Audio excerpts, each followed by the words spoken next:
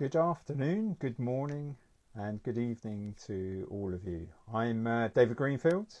I'm the organiser of the Circular Economy Club in London, and we welcome you to our Instagram Live Thursday chat to interview the founder of the Circular Economy Club. So get set for a very exciting and interesting afternoon. So I'm just going to wait for a few of you to join. I already see there's a couple of people. And when we've got Anna on board, we'll invite her to come and join us. But for those of you that don't know about the Circular Economy Club, we'll be exploring what it is, how it covers the globe, some of the local chapters. And we are based in London, and we are going to be talking about the London Club, but the International Club. Nice to see, welcome to Slendy, who I know is visiting us from South America. So Colombia, in fact, indeed, which is great. And that's the really nice thing about the Circular Economy Club. It is an international network of people that are really interested in delivering circular economy. So I can see that Anna has joined us. So I'll invite her to come and join me on live in a second. But again, whilst we're just waiting for a few people to join, I'm David Greenfield, and I'm the organiser of the London Circular Economy chapter. And I'm now going to invite Anna Tari, who is the founder of the Circular Economy Club, to join me and come and discuss circular and all things circular economy club. So whilst she's loading, hello Anna and David from Slendy. Please do put where you come from and if you have any questions. And it looks as though Anna is with us. Hi Anna. Hello, can you see me well? Yes, we can. We can just see the top of your head. How are you?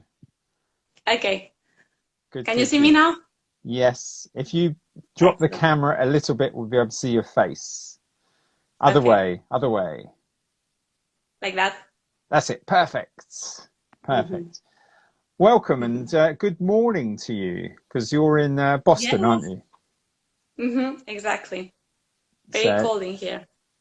Lovely. Now, I'd like to introduce you, but I want you to tell people a little bit about yourself as well. So before I introduce you, I'd see we've just had quite a few people from the Circular Economy Club Instagram Live feed join us. So for those of you who've just joined, I'm Dr. David Greenfield. I'm the organiser of the Circular Economy Club in London, and also the External Affairs representative in Europe of the Circular Economy Club, amongst a number of other roles. I'm delighted that we have the founder and CEO of the Circular Economy Club, Anna Tari, with us, who has been passionately putting in place the Circular Economy Club across the globe for the last 6 years now, I think it is, Anna. So Anna, tell us a little bit about yourself and tell us a little bit about the origins of the Circular Economy Club. And to all of you that are watching, before Anna does that, please do tell us where you're from in the chats. And if you have any questions for Anna or myself, please put that in the comments as well. So Anna, over to you. Tell us about yourself. Great. And about the origins. Great. So about myself, I'm from Spain. Now that everyone is sharing where they are from. And I have always been passionate about sustainability broadly, like since I was a kid, really. I didn't know what I wanted to do with my life, but I knew it had to do with the environment and how, especially companies at that time, like growing up, I was really interested in how companies could be more sustainable and create systems and products that people would be proud to use. Because I always felt very guilty when I had to buy things and then I didn't know how to reuse them or repair them. Anyway, And I studied business management, so I was very into companies, as I was saying. And when I finished my degree, it was in 2012, and I remember exactly like reading the first report about the circular economy, the one the Ellen MacArthur Foundation released with McKinsey, and I was like, okay, this is what I've been um, dreaming about for a couple of years, and I just the idea of the club started. I started to think that it would be um, needed to communicate with other people who really thought about the same model and had been passionate about the same model, even though it had not been coined yet, like even before it was coined. So I think having a name for it and having a specific model was very, very powerful. So it's when I started to think about creating the website of the club. And at that time, I was, well, I didn't have resources to create a website. So I just started to learn how to code myself and how to find all the tools to do a website. And I did it.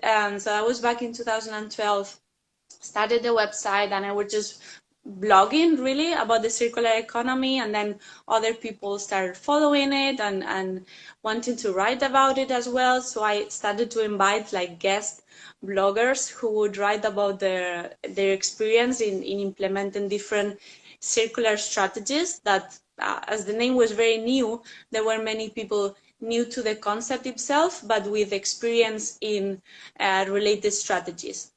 So I was, of course, like very passionate about anything that people knew about the concept, and I started to meet more people and more people, and that's why I ended up naming it the Circular Economy Club. And I thought by that time, I thought about the club. In a very abstract way. I just wanted to bring people together. I wasn't sure about what I was doing exactly, but I knew I wanted to bring people together to discuss the circular economy and really think and implement it and think how to implement it and discuss it. Um, and so that was the very origin, and then it kept evolving. So I started to organize small dinners with people that had blogged in the website. I started to invite like guest speakers to those dinners, but those were very small gatherings of people I already knew somehow. And then when I moved to London, is when I met David as well. Right. So when I moved to London is when I thought about just open it up to anyone who would be interested in the topic and marketing it more to really build awareness about that concept. So that was back in 2014 when I moved to London. And I started to organize smaller events and then workshops, and it kept growing to seminars and so on. So that was a bit of the origins. It's a really interesting story. I don't think you've ever told me that, so that was really interesting because it's a very similar approach to my journey into circular economy as well. In that we started running some dinners with people that were interested in circular economy, and we set up. I think you probably remember we set up the Brighton and Hove Eco Dinner Club, Yeah.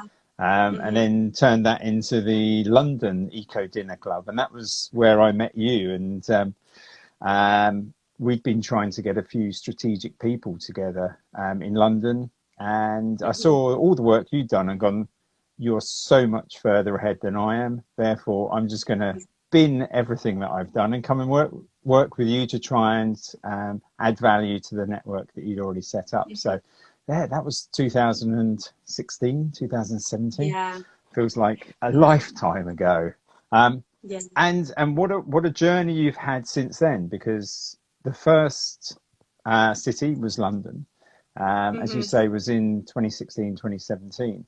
And I think probably the next big international statement event was in 2018 when the Circular Economy Club organised the Mapping Week. Tell us a little bit about that and the origin of that, because I think that for Yeah. me is still one of the The absolute. milestone. It is Yeah. absolutely. Yeah, yeah, definitely. So as you said, so once when we met, it was at the time I was thinking about how to make the club more accessible to anyone, and just how to create a platform where everyone could participate, but that was not only online. That was not about speaking online and discussing the circular economy online. That was about offline meetings, events, and even task forces of people who would implement the circular economy. So it's when I thought about opening up a brand license to allow anyone to be able to have the brand license to use the club's brand in their city. So and that was the beginning of the chapters program. So basically, for who doesn't know, at this moment we have 280 chapters worldwide, and what chapters mean is local clubs, really, like the Circular Economy Club London, of course. So and that's when we after we met, and David and I met, and I told him about this idea, and I wanted SEC London, of course, like to be run by someone passionate about it. So that's when David came on board. And at that time, the club really exploded, really. Like, we had many applications from people who wanted to open up the club in their city. So we were and are very excited about this program, and we have made it our main program. So our focus is growing the number of chapters worldwide to make sure the circular economy has a platform in every city in the world. Really, that's the end goal. And not also to grow the number of chapters, but also make them more impactful. So our day-to-day is thinking how to improve the website for the chapters, how to just help the members be able to do things that are useful for the movement in their city, wherever they are, and that they are also connected to other cities. So that's the main chapters program. And then what we thought is, let's do global events. So that's an event that happens at the same time in every chapter that wants to participate. And so we thought, let's start doing that so that chapters feel this sense of belonging to a network, and also the sense of urgency that they communicate the sense of urgency to the members in a way that this is happening every year. We are going to be accountable, that every year we have to improve and work on this and kind of build an agenda for our cities. And that was the start point of starting to think about global events.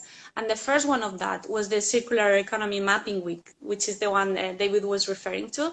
So basically we thought, before really starting to work on circular economy, people at that stage, and sometimes now even, they want to see what is the circular economy in real life, what is happening already in the circular economy field. So that's why we thought about mapping it out. So what we had was around 80 chapters all around the world having sessions in which participants were identifying which circular economy projects were happening near them already in their cities or their regions. And then we collected all the information, and I mean, all the chapters sent it to us, and we published it in an open and free to access database. And that was like the big milestone, because everyone is interested in finding examples of circular economy, case studies, and so on. And through the years, we've been adding that to the website. So in the website now you'll see Circular Economy Map, and is where we keep adding what we find that are the best case studies and best things that were identified from that global database, and where also members can continue adding information. Yeah, and it's such a wonderful database. I do a lot of presentations and use it as a reference source, particularly for students, because there's now, I think, 4,500 examples of circular across different parts of the world. And I think it's fair to say, Anna, that that actual mapping week also enabled the Circular Economy Club to get global recognition, because it was that led to the UNEP award, wasn't it? Yeah, that's a good point. Yes, I think that was something that, at least in the field, other organizations saw as very disruptive. Something that to us was a bit obvious, right? Like, we were just a group of people all around the world meeting and trying to push the agenda forward. And especially from outside, this was seen as, wow, this is a platform that is decentralized, and manage to have local actions, but also connected globally and have an output, because usually it's very difficult, I think, and I talk about my like previous jobs in other organizations as well. It's very difficult to have an output that is useful. So I think the database was very useful, and it's something like we continuously work on. And as I was saying, like we're trying now to add everything to a more user-friendly format in the form of like a real map. Yeah. But yeah, that took us to, I think, to another level, and organizations started to give us awards for that, to give like to the platform. And I think that's been so useful. And I know that in London, we actually took the data and made it into a map, and that worked really well in terms of interacting with the local authorities, for example.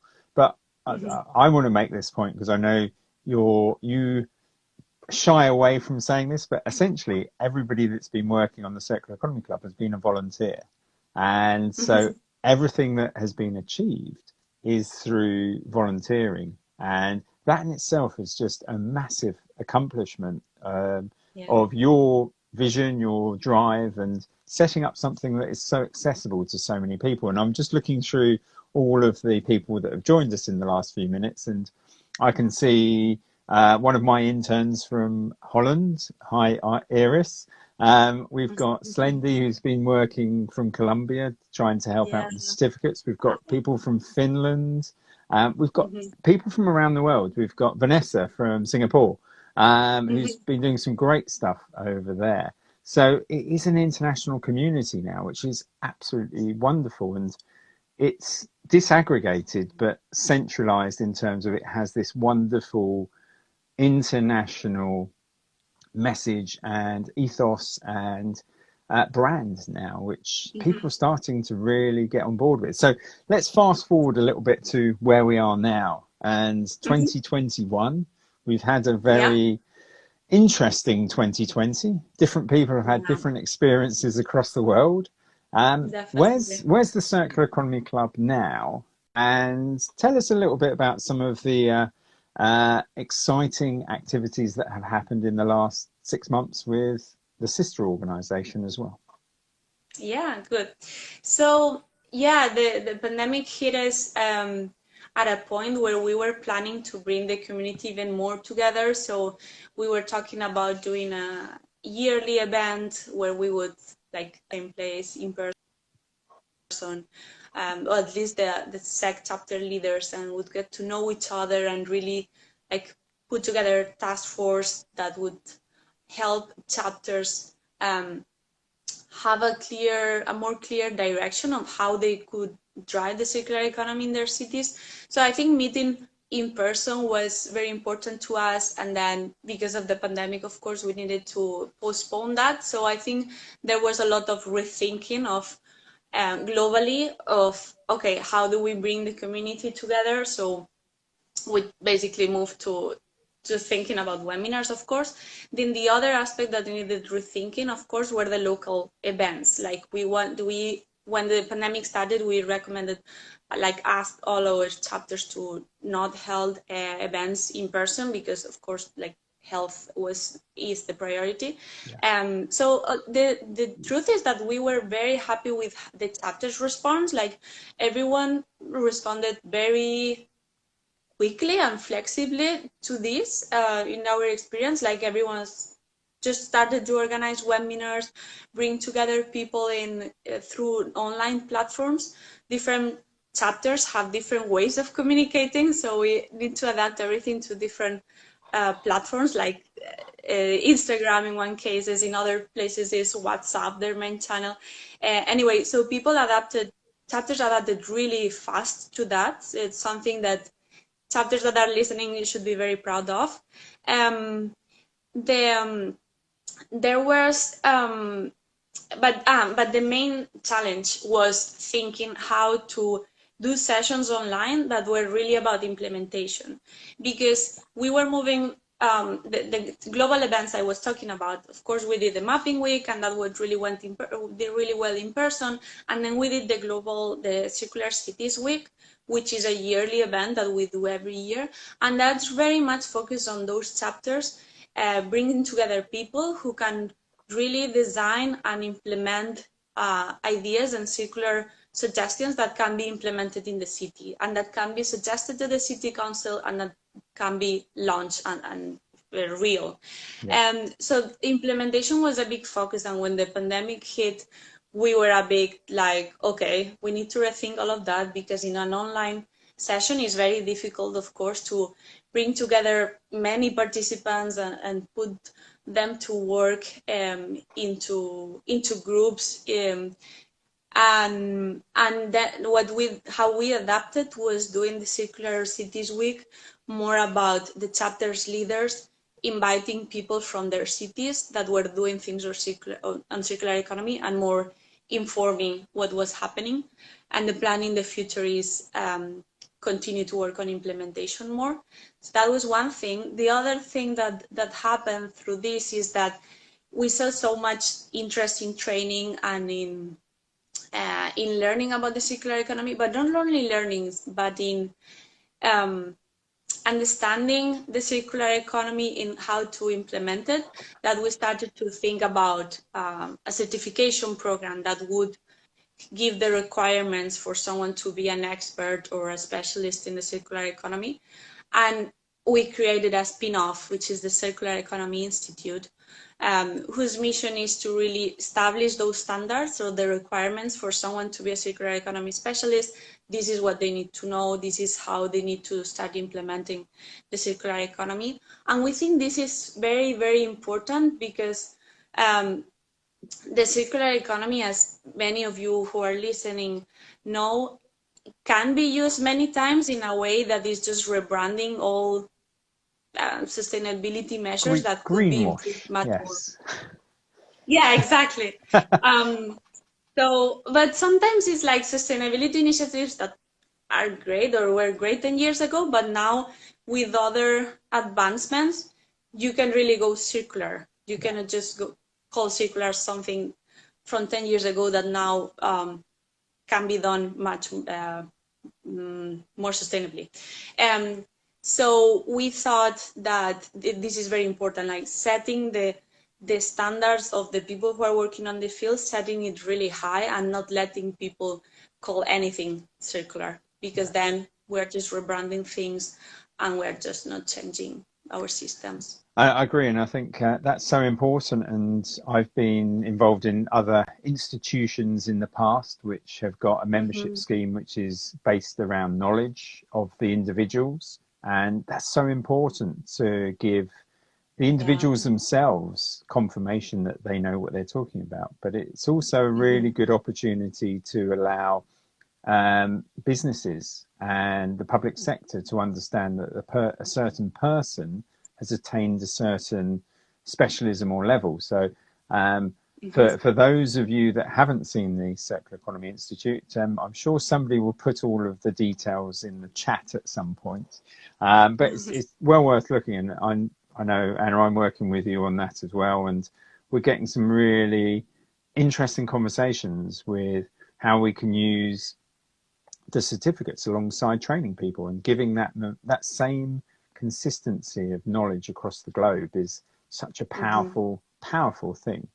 Now, I'm just going through all of our notes, and some people have put some questions in the question box, which I didn't know we had on Instagram Live until it came up. So I'm just going to pick up a couple of those, and then we'll go into what's the future for the Circular Economy Club. And also, again, to everybody that's watching, please do put down where you come from. It's lovely to see such a global audience, but also start thinking about some of the questions that you might want to ask. So I'm now going to try and decipher this one. Are you planning, if not possible already, to link other CECs clubs to other clubs? And you've already answered that to a certain extent, but I know that we were planning to have a nice international conference last year. Patricia, myself, yourself, we're going, okay, how can we bring everybody together? But when we come out of COVID, we were going to be in a very different place. So this, for me, is a way of connecting different clubs and different chapters and different people together. But when we do come out of lockdown, may we be thinking about something maybe at a continent level or a country level, as well as possibly a worldwide event? Yeah, that's a very good question, and something that we take very seriously, because we think one of the key pillars of the club is exactly that, like not only the local action, but also how to transfer knowledge from one city to another, or make the network stronger in that sense.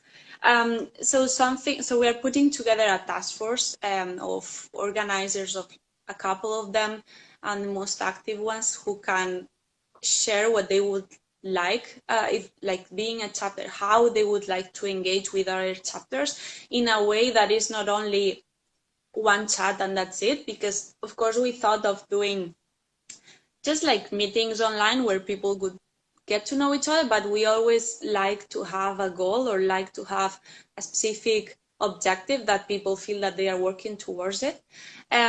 So something that can happen more is, as David was saying, the at least at the country level, what we were thinking, especially when we come out of COVID, is country meetings where there's like a country coordinator who organizes the meeting, and all the clubs from that country can go together and meet each other and think about the circular economy also at a national level. And we think that's super powerful, because usually, as many of you know, like the national strategies on circular economy have come up in many countries, are coming up in other countries, and will come up in the ones that don't have one yet, hopefully. And the local clubs are very powerful to implement those strategies. So we think that the local clubs should be in conversation with all the national strategies that are coming from government, and from also clusters and other types of organizations. So yeah, doing a yearly event for countries, especially trying to match those events or those gatherings with a meeting or something national that's key for the country to move to circularity, so that then our chapters are key pillars also for who are organizing the national strategy, on how to fit that strategy locally. So that's one point, and it's national. Then at a regional level, it's a bit more tricky and like difficult to organize, but the same we could do at a continental level. Yeah. It's just, as I was saying, more difficult, but that's the end goal. Yeah. Yeah, and I know that we've been trialing a country network in the UK, and we've got 23 chapters that the organisers meet on a 6 to 8 week basis, and partly it's about just helping each other understand what they can do. But actually, I think our network, just in the last 6 weeks, actually 6 to 12 weeks, have started to go, actually, we've got a real opportunity as 23 chapters to try and influence policy at a national level. We're already working with some really quite exciting organisations that have got quite a bit of money. So I think that's a really positive thing. Now we've started to get a few nice little questions from some of our people. Now, I don't know if Iris planted this one on purpose, but she asked the question, and I might answer this one, and you can add to it. To get a certificate from the Institute, what does the course look like? So we're looking, depending on what level you're going for, but the circular economy basic level, the learning, is an online course of around 15 to 20 hours of content with questions, and you have to answer them, and you have to get a 70% percentage, but you also have to show some of the experience, and particularly on the expert side. Tell us a little bit about the rationale of having this professional expert role, and why we've put in a little bit more of a gateway in terms of you have to have some experience, you have to demonstrate that, and you have to be able to show a bit more of the wider knowledge of circular economy. Yeah, exactly. So we have the 3 levels. The train level, where you don't need expertise. So that's basically like anyone who's interested in the field. We are having lots of students. Also, we're having many professors as well take it who want to teach at that level to their students. We're having entry-level professionals who just start in a company and just want to understand the circular economy to build a career there. So I think that's the one to like start a career in the circular economy.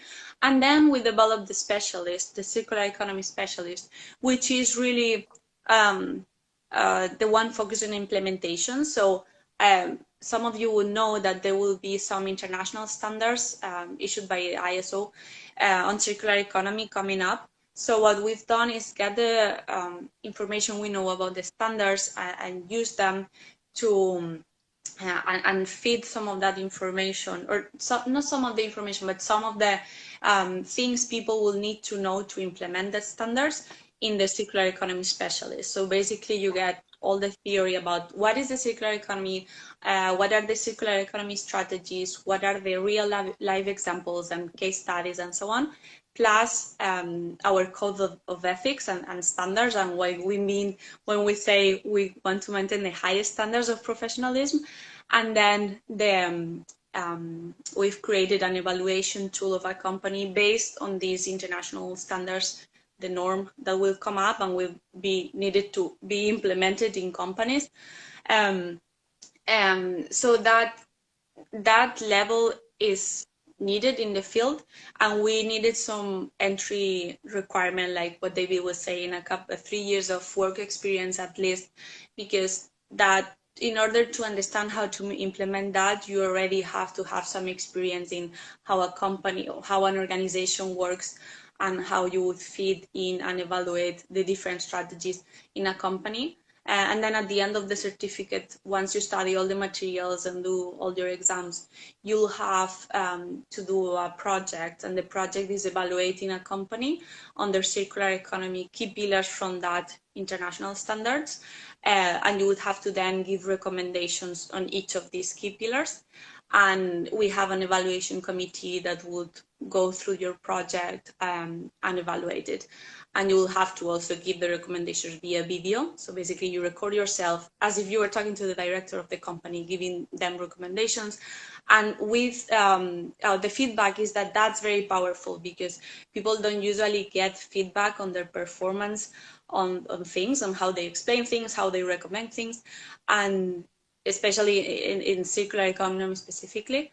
And this is showing to be really powerful, giving personalized feedback on how people can improve in their implementation. Brilliant. And I'm loving the comment from, I'm going to guess it's Adriana, who said that she studied the Circular Economy Train Certificate and would recommend the content. Brilliant. And really lovely comment is that she thought that the customer service for the program was amazing. So that's really nice to hear. Thank you. That's really nice to hear.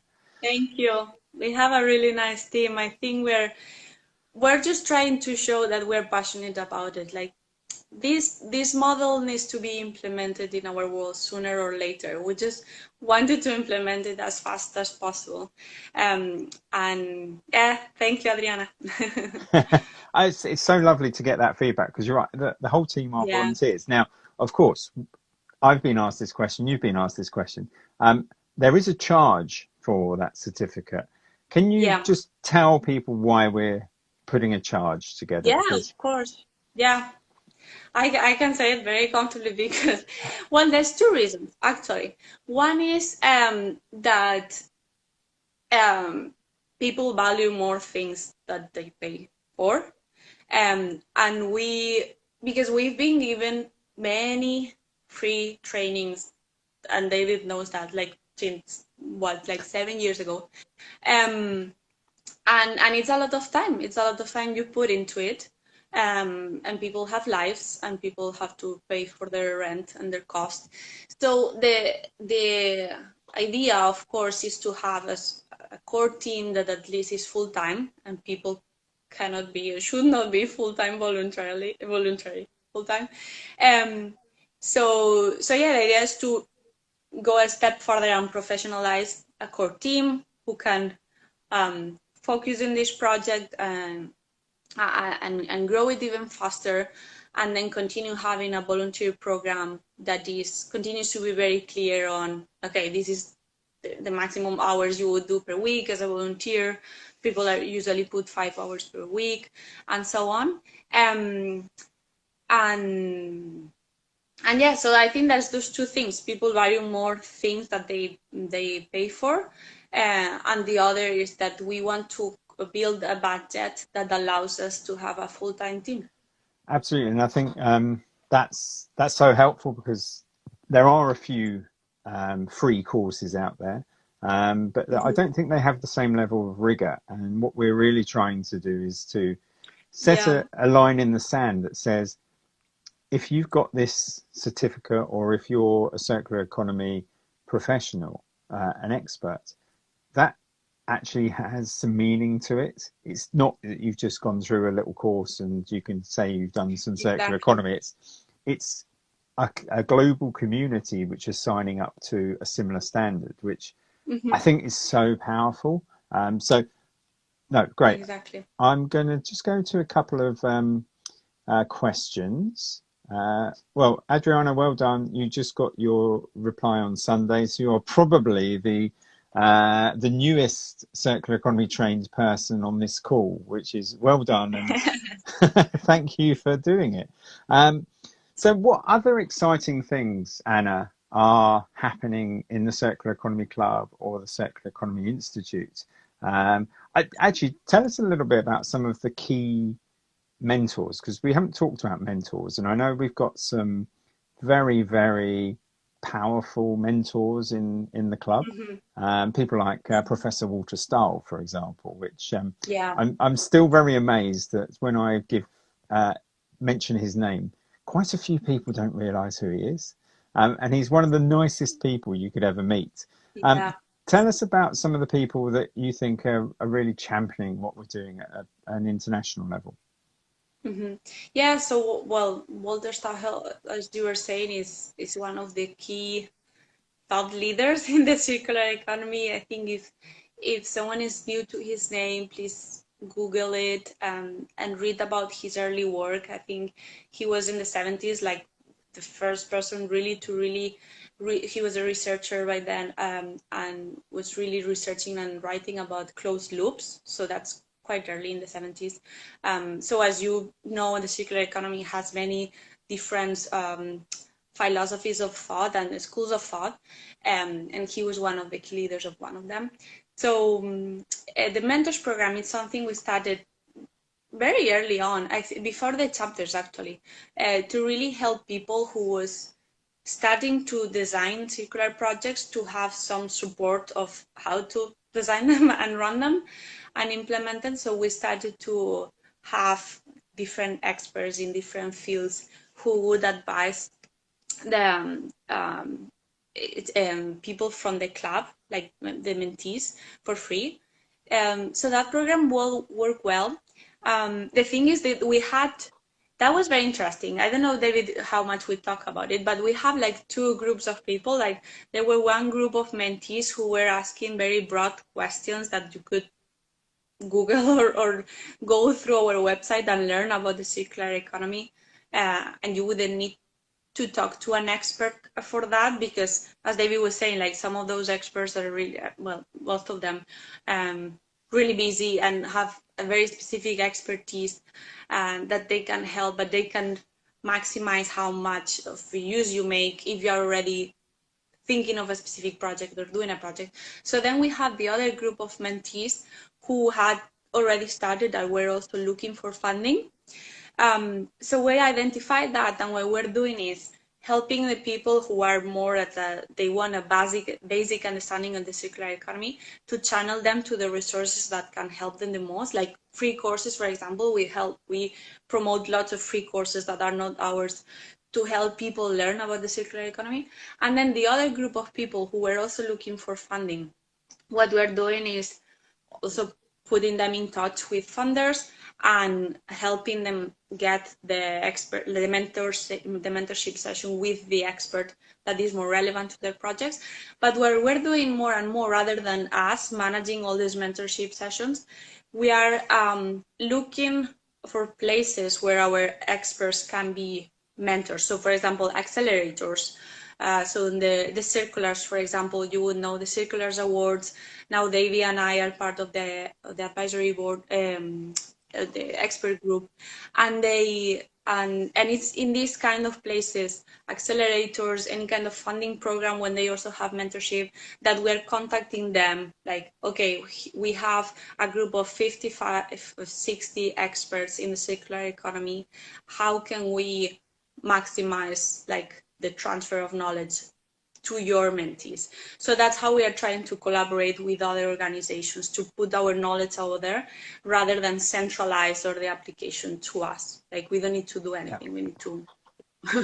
Absolutely, and I know that with some momentous events like in December 2019, it feels as though it was only last year, but it was 14 months ago. We were able to do a joint event at the COP25, for example, which was really exciting. We had a table where the Sharam, the local Madrid organizer, was hosting a table with some really influential people. And I know that the Circular Economy Club have also attended events run by the UN and other global policy or international groups.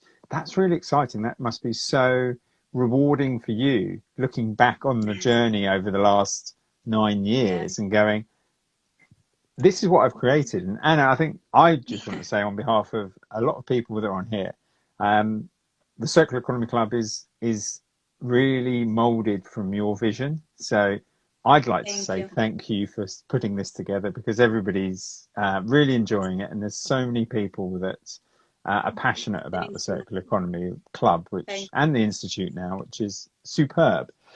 So we have got a few minutes left. There's lots of people waving and lots of people sending their love, which is really good. Thank you. But not many people are asking questions, which means that we've answered all of their questions. No, we've got a couple of questions here. This one's a really interesting one, actually, and I hope that you have already answered quite a lot of it. But Recycle Right LCR has asked the question, how can the chapters of the club and the CEC globally catalyze a change towards circular economy? Now, I'd like to add to that circular economy and climate change, because I think the two are interlinked, and we've always said that they are. We're already doing events. Research is a question this person is asking, in networking. I think we have majored in the last 4 or 5 years on events and networking. And also research because of the Mapping Week. What do you think the community of the Circular Economy Club can do? And I think I'm going to give you a loaded question by saying I think we're already starting that with a number of the partnerships that we're starting to develop with other organizations. Give us your thoughts. Yeah, well, thank you first for the encouragement, because I think, David, you know me well, like, I'm usually just thinking of how to improve, how to do things better. So it's good to have encouragement sometimes of what we've done, and I'm very happy for that. Thank you. So in terms of how we can do, what's the plan, basically? Well, some of the things that are happening already of how we can catalyze real change, that things that can be seen and done, are trying to get commitments on the table. So what I mean is, in the previous Circular Cities Week, we had we encouraged chapters, but of course every city is different. We always need to have that in mind. It's a different stage of understanding of the circular economy, but we encourage chapters to send a letter, like host the Circular Cities Week in their city, and then and invite everyone, of course, from the city as well, like from the citizen engagement part of their city halls and so on, and also after the event issue a letter to their cities, to their mayors, really telling them, okay, this is the circular economy, this is the platform we have and the learnings we have from the session. So what they identified were opportunities and challenges to implement the circular economy in their city specifically, and we would like you, like as a city leader, to issue or start thinking about a plan to implement the circular economy in our city. So I think that was very powerful, and many cities did it, and many cities also got people on board from their city halls who were not that familiar with the circular economy, started to go to their events and really took them seriously, and some of them started to draft a plan for the city. So I think that's a key deliverable and a key action that chapters can do to really create change. Basically, get your city hall on board and launch a plan. And when city halls have plans and objectives, usually they try to get there. So that's one, and David can share with us more about that and about the plan with Brighton and so on. But the other thing is that many chapters are like choosing a sector like a focus sector. So, for example, in Alicante, in Spain, the east of Spain, what they did is get together people from the construction sector, which is really key in the east coast of Spain, and discuss how to drive circularity in the construction sector, and that they got a letter like signed by all the attendees committing to agree in objectives of circularity and work towards them. So those two are very powerful: the city agreement of launching a circular economy strategy and the sectorial agreements. Yeah. You mentioned Brighton. I know I'm hosting a Circular Economy Club London today, and London has done a huge amount of brilliant work on the circular economy. And the Circular Economy Club in London is working very closely with the Greater London Authority, with the London councils, with the London Waste Recycling Board. It's great. But you mentioned Brighton, so I'll just mention Brighton quickly. And Steve Creed is also the organizer of the Brighton chapter. And for those of you who don't know where Brighton is, Brighton's on the south coast of England. We actually, as the Brighton Club, spent about a year talking to council officers about circular economy, going and giving presentations to their senior officers and helping them understand what it was. And then after that period, they said, we're just doing this economic development strategy. Could you just have a quick look through it and see if you can add something in it about circular economy? And I think the person that asked me that understood that my background was local government. So I literally took that draft chapter, rewrote it, changed their priorities, which were very good. They wanted to be an electric vehicle city. And I rewrote the first priority action to be create a circular economy route map. That all got signed off by councillors. And then literally after that being signed off, they said, well, you put that in there, how are you going to help us deliver it? So we've now been working with the city council for 2 years to develop this route map. And we're now working with them on a European project that's just about to start. And we're now working with them as the Circular Economy Club in Brighton and Hove to actually help implement circular economy actions. And it's so nice. And we've actually used the Circular Economy Institute training ethos to actually train 150 council officers on what circular economy is. Now, they haven't gone through the same level of detail as the Institute, but they're starting to understand what it is. And I think this is, for me, one of the really important things for the Circular Economy clubs, but also the Circular Economy Institute and the certificates and the training, is that our role is a facilitator of knowledge. It's also there to embed knowledge in individuals, and then, if we possibly can, empower them to use that knowledge in delivering a circular city or a circular area, or even just influencing their own area at home or at work in a small way. It's that empowering which is so important. So I'm very conscious that we've been chatting away for 50 minutes, Anna. Can you believe it? I know we can chat, lovely, which is great. Yeah. We've had a couple of questions come in. So Sat, thank you for the question. What would you say drives the circular economy most? The consumer, the business, or government? That's a tough question, because I don't know if there should be one. Like, what we always say is like this change is systemic, like this change is influencing so many things. So it needs to be like everyone needs to be doing them. If there's something that maybe goes first, maybe it's government. Like I think I can safely say that if policies are implemented, that's gonna push companies to do Yeah. them. And I think consumers want this change. I think consumers sometimes, if they don't engage in sustainability initiatives, it's because it's not maybe cost effective for them, or it's because it's not easy enough for them to engage. And we are all like with busy lives and not always choose the more sustainable thing. But I think once they are out there in the marketplace, I think so many people would choose the sustainability option.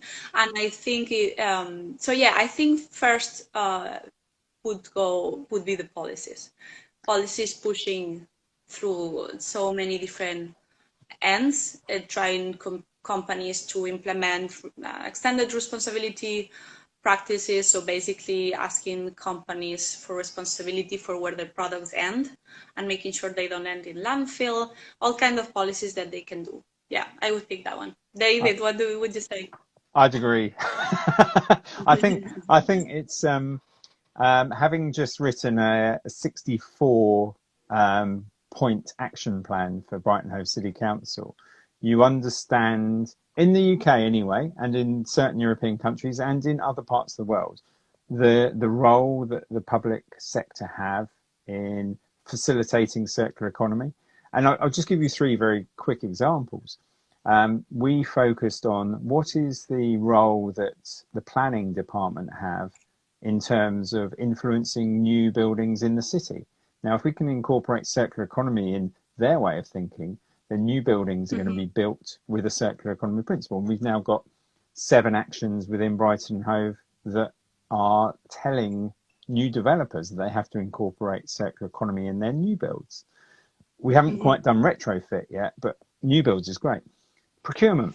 Local government is one of the biggest spenders of money in the country.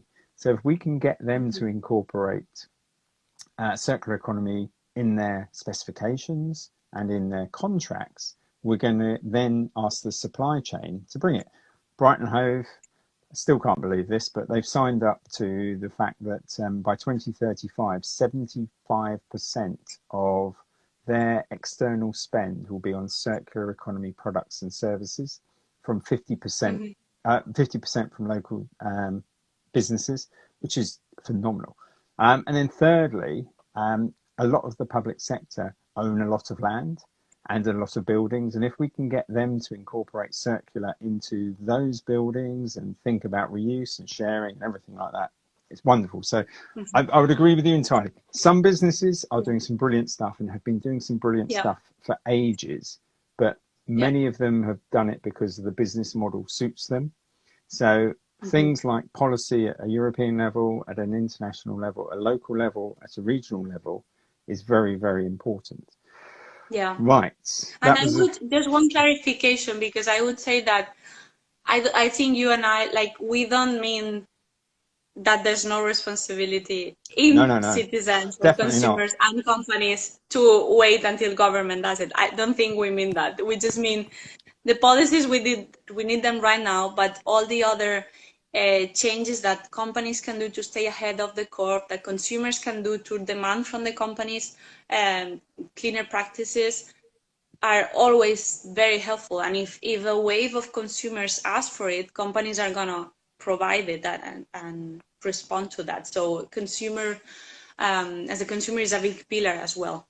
Yeah, absolutely. And I think even 3 years ago, we might have had a slightly different conversation, because I think with the international reaction to plastics and plastic in the ocean, I know we've had COVID, which has actually raised that and dropped it in certain places. But I was having a discussion with a city just this morning about a piece of work that we did with them 5 years ago on what are the circular economy opportunities for that city. And I went through the list again, which we wrote literally five years ago, and we went, went through all of them, and they're all still relevant. And the city said 3 or 4 years ago they weren't on the agenda, but they are now. So can we go back and revisit that? Okay. And I think that's really important, that circular economy is still very well known in certain areas. It's not known in others, but actually the guiding principles of it are so powerful that they are timeless, and that we need to just ensure that we keep them going. Now, this was meant to be me interviewing you rather than me giving lots of advice. So I've got two more questions that somebody's asked. So have you looked at partnering with one of the organisations who conduct city scans and route maps? And that's a joint question with, are we looking at doing some more mapping events? You could probably combine that into one answer, I suspect. Yeah, so the mapping events, we are thinking of doing more. Yes, definitely. I think we'll do them regularly, and we'll just continue to feed the map and continue to make people think about. I think the mapping exercise is very powerful, not only because you end up having a list, but also because for the people that participate, clarify a lot of questions about what is circular, what is not circular, how to classify the strategy. So it's a really powerful learning experience, I think. Yes, we will do them regularly with other organizations that are doing the scans. So there are organizations that are doing what they call city scans. So basically they do a material flow map of the city. So basically imagine a map of a city, and you know which sectors are, like which are the outputs from some sectors in terms of I don't know, like wastewater, any kind of pollution and waste and so on. And also the inputs that go into the different sectors, and then the city having that tool, they can identify which are the streams that need more immediate action, and which can be the circular solutions. And we really love those exercises. And so how we have been collaborating with organizations that are doing that more from the consultancy to cities perspective is putting them in touch with cities that are more advanced at that level and want to implement it. So for example, in the Circular Cities Week that we ran last time, some of the organizers which were in cities that were at a more advanced level had that in the letter to the mayor, basically say the first step could be doing mapping, like a circular like a material flows mapping of your city, and we know the contacts of different organizations that are not us even, and they can do that. So they put them in touch with, we usually connect. Some of those organizations are members from the club, so what we do is just connect them to the organizations that are already doing that. Something that we are very clear about is that the club is not doing everything. Like the club is a platform for whatever someone is doing that we think they are doing really well, we connect them to the person that could implement them. So yeah, the organizations that are doing that can always reach out to us whenever there's an opportunity. We can connect them to the city to map those flows. Brilliant. I think that's a very comprehensive answer, and I think so I was seeing that the new Circular Economy Club in Tricity in Poland is going to be launching, I think, this week. I know that the mapping event is a really good way of engaging the community locally for a new chapter. And more importantly, the chapters are very much about networking. I know in the London chapter, we've had so many startups that have worked together as a result of coming together in the Circular Economy Club is amazing. Now we're an hour in, Anna. We're only going to be doing this for 45 minutes. Hey ho. Hopefully everybody's been enjoying it, but I'm not going to take everybody over an hour. What we'll have to do is come back and have another conversation in the future. Exactly. So what I'd like to ask you, one final thought for our audience to take away. If they could do one personal action themselves to push forward circular economy, what would you recommend? I think maybe, I mean, there's so many things, but maybe one is as a consumer, because we are all consumers. We are consumers all the time. So I think as a consumer, just question yourself about your choices. I think just questioning your choice, even if you don't always get the decision you should be doing, like ethically, but just questioning already stops you from buying many things, or from or gets you to rent, or gets you to think, actually I can ask the neighbor for this tool rather than go and buy it. And like just asking yourself entails so many decisions that I think it's very powerful to just ask yourself. Brilliant. Thank you, Anna. I might ask you to just flip the camera up a little bit, because we've lost the top of your head. There we go. Sorry, I'm not seeing myself. No, it's absolutely fine. So thank you ever so much, Anna, for joining Circular Economy Club London for an hour of history, an hour of what's currently going on, new opportunities. Thank you to everybody that's been listening and asking questions. I'm going to say a special thanks to Natalie, who's been answering the questions from the Circular Economy Club London volunteer team, and Iris, who's also been chipping in with some answers. So thank you to all of you that's listening. You'll be able to watch this back on IGT Live, and it will also go onto the Circular Economy Club YouTube as well. Anna, thank you ever so much. We've loved speaking to you, and I think the love that's coming through on Instagram Live shows that the audience have loved it as well. So thank you very much.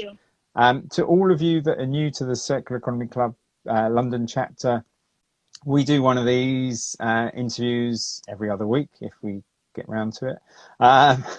So do keep an eye out for us. And when we do get back to doing physical events, we can tempt you, and this is going back to a question that was raised earlier. What do some of the events look like? Well, in London in June 2019, we did a circular economy tour of circular economy businesses that were on the Circle line of the London Underground as part of Circular Economy Week London. So we like to do practical, sensible activities.